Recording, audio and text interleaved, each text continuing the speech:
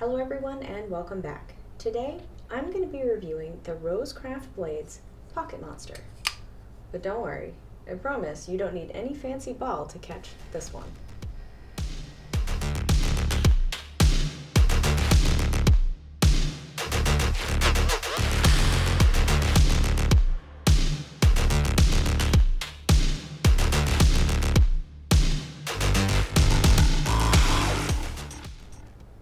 This is the Pocket Monster, manufactured by Rosecraft Blades, which is an American knife company founded in 2021, and it's based in Maryville, Tennessee.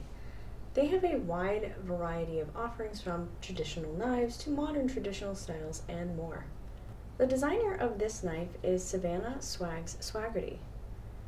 She is a popular knife YouTuber who designed her first knife for Kaiser in 2020. I've added a link in the description if you want to learn more about her and the knives that she has designed. So let's get back to the Pocket Monster here. This, I admit, was an impulse buy. Not because it was bad or anything, but I just happened to scroll through Instagram at the right time and was able to get one of these on a discount.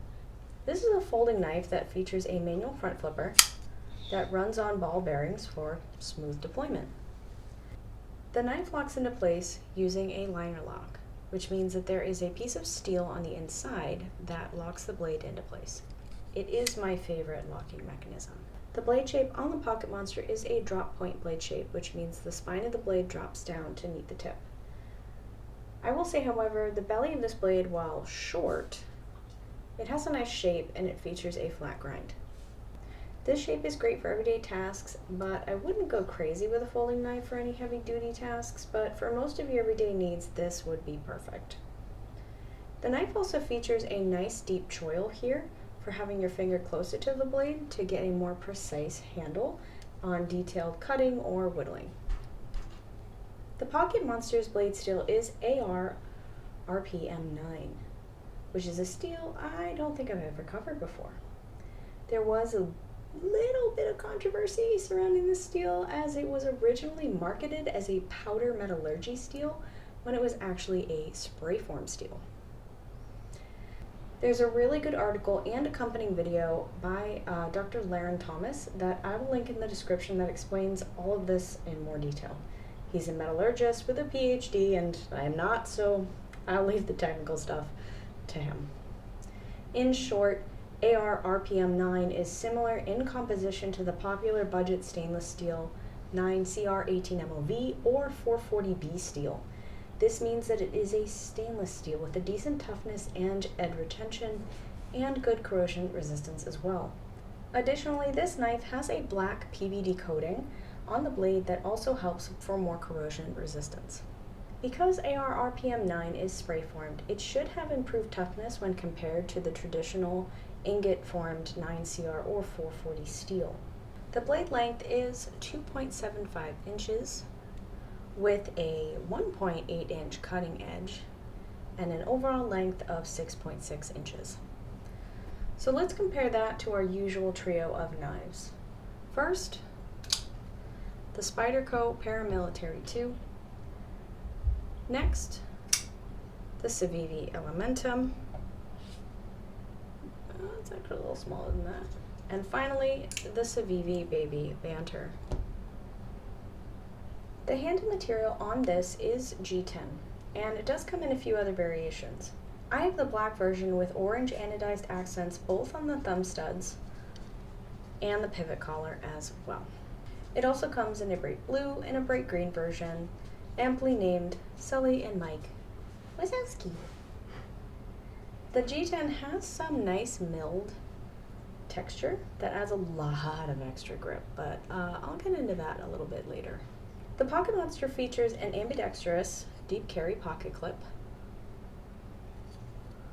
so you can pop it on both sides. And for those who may not know, the side that the pocket clip is on will matter depending on how you want to carry the knife. What that means is, if you are carrying a knife with the tip up, you would want the pocket clip to be oriented so that the spine of the blade is up against the seam of your pocket. This makes it so the tip can't accidentally poke you when you stick your hands in your pocket, says somebody who learned the hard way. Womp womp. So will this fit into your pockets, on your pants, or in your purse?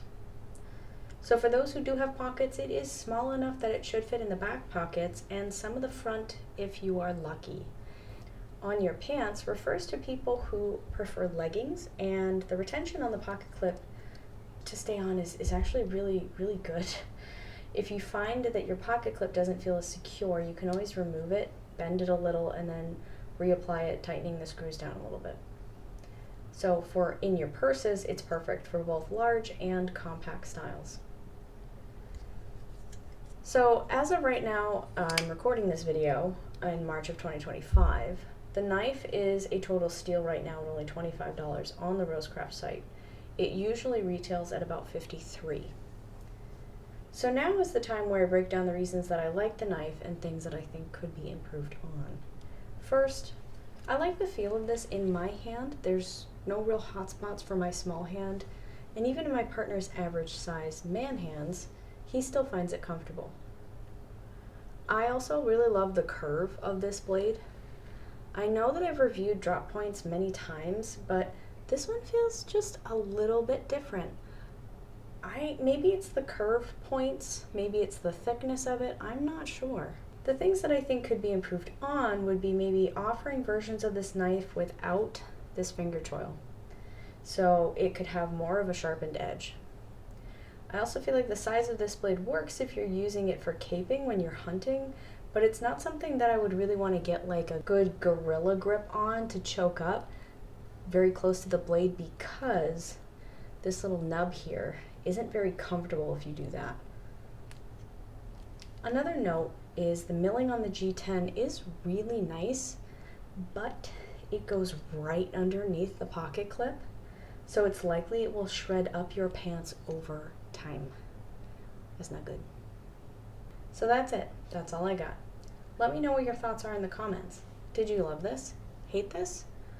Have any suggestions of things that I may have missed? Let me know in the comments. Engagement helps more people see my videos. As always, I do try to end with something inspirational or something nice because everything is crumbling like cookies.